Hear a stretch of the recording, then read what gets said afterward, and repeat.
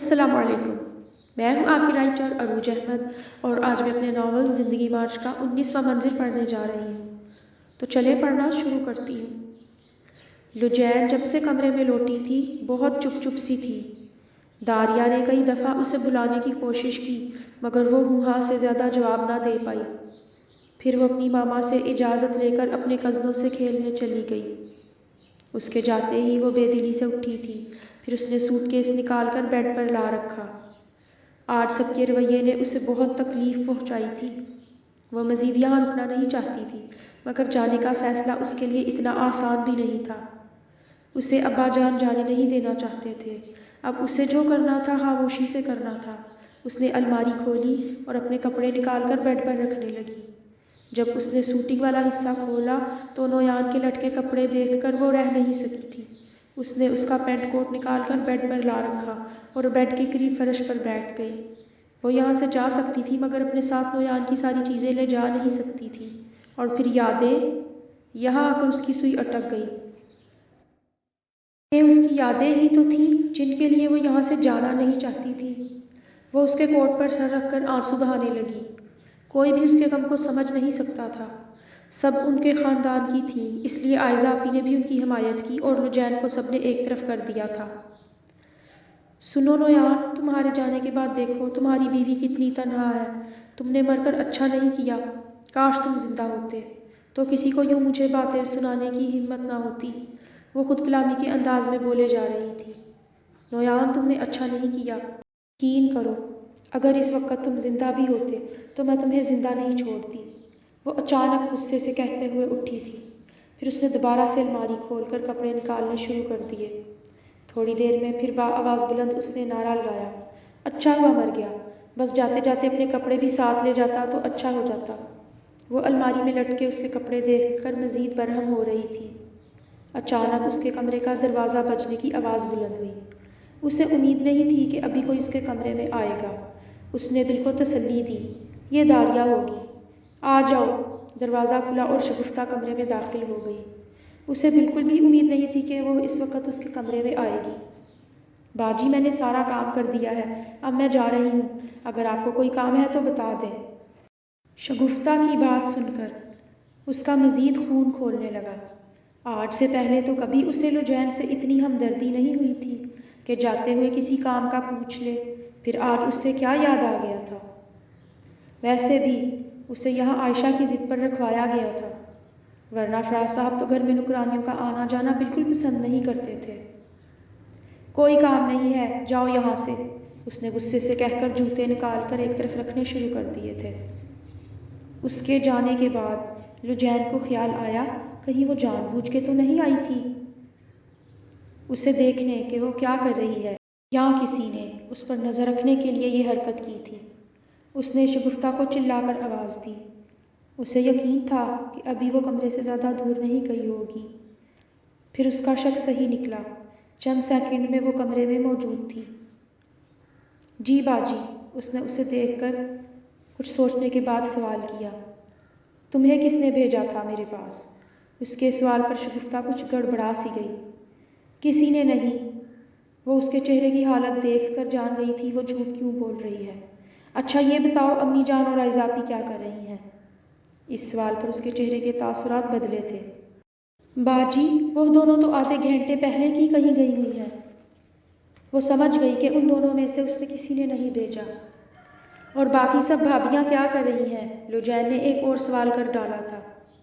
وہ یاد کرتے ہوئے بتانے لگی، وہ باجی، امیمہ باجی اور انیکا باجی تو بازار نکل گئی تھیں اور فائقہ باجی اپنے بچوں کو ناشتہ کروا رہی ہیں اور عائشہ باجی اور بریرہ باجی اپنے کمروں میں ہوں گی۔ ان دونوں کا مجھے کچھ ٹھیک سے معلوم نہیں۔ لجین سمجھ گئی تھی کہ ان میں سے کوئی بھی اسے یہاں بھیجنے والا نہیں ہو سکتا۔ اور باقی سب کیا کر رہے ہیں؟ اس نے مزید سوالات کرنے شروع کر دیے۔ باجی، آپ کے سسر تو اپنے کمرے میں ہی ہیں اور ریحان بھائی سبحان بھائی کے ساتھ باتیں کر رہے ہیں، اور باقیوں کا مجھے کیا معلوم؟ اب وہ اندازہ کر سکتی تھی کہ اسے یہاں بھیجنے والا ان میں سے ہی کوئی ایک ہے۔ باجی، آپ کہیں جا رہی ہیں؟ شگفتہ نے الٹا اس سے سوال کر ڈالا۔ لجین سوچ میں پڑ گئی، اب اسے کیا جواب دے۔ کہیں نہیں، میں بس الماری سے فالتو کپڑے نکال کر الماری سیٹ کر رہی ہوں، اس نے اطمینان سے جواب دیا تھا۔ اچھا تم بھائی کسی سے مت کچھ کہنا۔ شگفتہ آرام سے اس کے پاس فرش پر آ بیٹھی۔ ویسے باجی ایک بات کہوں، یہاں باقی سب باجیاں آپ سے بہت جلتی ہیں، آپ ان سے بچ کر رہا کریں، وہ رازداری سے اس سے کہہ رہی تھی۔ لجین نے تعجب سے اسے دیکھا۔ اچھا اور یہ سب تمہیں کیسے پتہ چلا؟ باجی جب آپ اٹھ کر گئی تھیں تو وہ سب آپ کے متعلق باتیں کر رہی تھیں۔ باجی آپ بہت پیاری ہیں، وہ سب ڈرتی ہیں کہیں کسی کے شوہر کو آپ پسند نہ آ جائیں۔ لجین نے اس بات پر اسے گور کر دیکھا تھا۔ تم کسی کی باتوں پر دھیان دینے کی بجائے اپنے کام سے کام رکھا کرو۔ وہ شرمندہ سی ہوئی تھی، پھر اچانک اسے کچھ یاد آ گیا۔ باجی فرقان بھائی بہت اچھے انسان ہیں، وہ آپ کی بہت فکر کرتے ہیں۔ اس کی بات سن کر لجین اجنبی نگاہوں سے اسے تکتی رہ گئی۔ تم پاگل تو نہیں ہو، کچھ بھی بول دیتی ہو؟ اس پر وہ رازداری سے گویا ہوئی۔ باجی انہوں نے ہی مجھے یہاں بھیجا ہے، دیکھنے کے لیے کہ آپ کیا کر رہی ہیں۔ لجین نے لاپرواہی سے کندھے اچکائے اور پھر سے کپڑے طے کر کے ایک طرف رکھنے شروع کر دیے۔ اچھا اور تم نے کیسے سوچ لیا کہ تم جو بھی کہو گی میں تمہاری ہر بات کا یقین کر لوں گی؟ وہ افسوس سے اسے دیکھ کر اٹھ کھڑی ہوئی۔ ٹھیک ہے، آئندہ میں کچھ نہیں بتاؤں گی، مگر اتنا یاد رکھنا اس گھر میں آپ کے مخالف بڑھتے جا رہے ہیں اور ان بھائیوں میں تو صرف فرقان بھائی ہی آپ کے ہمدرد ہیں، ورنہ باقی سب تو یہ بھی نہیں چاہتے کہ آپ کو یہاں سے نویان بھائی مرحوم کا حصہ دیا جائے۔ اور اب یہ اندازہ تم نے کیسے لگا لیا؟ وہ بیزاری سے اس کو ٹالنے کی کوشش کر رہی تھی۔ باجی میں نے ایک دن خود زیان بھائی اور اصفی بھائی کو اپنی بیویوں سے مل کر باتیں کرتے سنا ہے، غالباً یہ کچھ دن پہلے ہی کی بات ہے۔ جب اس کا جواب سن کر لجین خاموش رہی اور اسے نظر انداز کر کے اپنے کام میں لگی رہی تو وہ جانے کے لیے اٹھ گئی۔ باجی نہ کرے میری بات کا یقین، ہاں ہمیشہ ایسا ہی ہوتا ہے، انسان مصیبت میں اپنے ہمدرد اور مخالف کی پہچان نہیں کر پاتا، کیونکہ آفت زدہ شخص کو وہ سب نظر نہیں آ رہا ہوتا جو باقی دیکھ رہے ہوتے ہیں۔ آپ کی مرضی ہے، میرا کام تھا آپ کو آگاہ کرنا، اب میں چلتی ہوں۔ وہ چلی گئی تو لجین اس کی بات پر سوچتے سوچتے خود کلامی کرنے لگی۔ عجیب پاگل عورت ہے، اس کو میرا ہمدرد بنا ڈالا اور باقی سب کو میرا مخالف۔ یقیناً اس نے نظر رکھنے کی نیت سے میرے متعلق کچھ پوچھ لیا ہوگا اور ساتھ میں کچھ ڈرامے بازی کر کے دکھا دی ہوگی، مگر وہ اتنی پڑھی لکھی نہیں تو پھر اتنی گہری باتیں کیسے کہہ لی اس نے؟ یہاں آ کر وہ رک گئی۔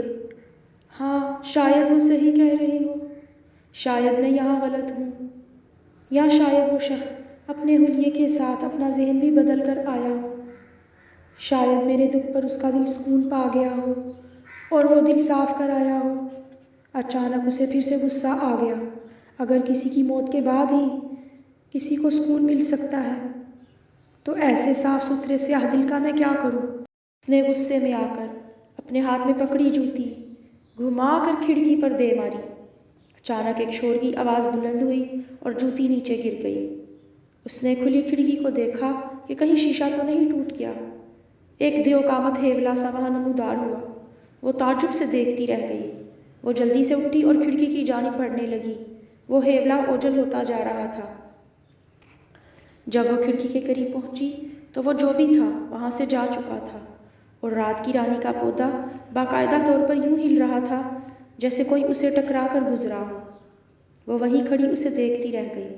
اس کے کمرے کی ایک کھڑکی لان کی جانب بالائی باڑ کو کھلتی تھی، مگر اس کی چوڑائی اتنی زیادہ ضرور تھی کہ کوئی انسان یہاں آرام سے کھڑا ہو سکتا ہے۔ یہاں پتھر کے بڑے بڑے گملے رکھے تھے جن میں رات کی رانی، گلاب، موتیا، چمپا، گیندا، فلاکس اور سدا بہار کے پودے لگا رکھے تھے۔ وہ پریشان سی ہو گئی۔ کوئی مرد تھا جو چھپ کر اسے کھڑکی سے دیکھنے یا سننے کی کوشش کر رہا تھا۔ وہ جو بھی تھا بلند قامت تھا اور اس کا جوتا مارنے والی حرکت سے ڈر کر ہوشیار ہوا اور وہاں سے رفو چکر ہو گیا۔ وہ وہاں کھڑکی میں کھڑی باہر باڑے کے منظر کو گھورے جا رہی تھی۔ وہ جانتی تھی اس کی دوسری جانب فرقان اور نجمہ بیگم ہی کے تو بیڈ روم تھے، مگر اس پورشن میں ریحان کا بھی کمرہ تھا، مگر وہ سب بھائیوں میں کم قامت رکھتا ہے، یقیناً وہ نہیں ہے۔ مگر کیا معلوم آئزہ آپی کا شرارتی بیٹا آخر اوپر چڑھا ہو، اس نے خود کو وہم پالنے سے بچانے کے لیے ایک نیا بہانہ گھڑا۔ سامعین حضرات، میرا یہ ناول زندگی مار جاری ہے۔ امید کرتی ہوں آپ کو پسند آ رہا ہوگا۔ اب مجھے اجازت دیجیے، اپنی دعاؤں میں یاد رکھیے گا۔ اللہ نگہبان۔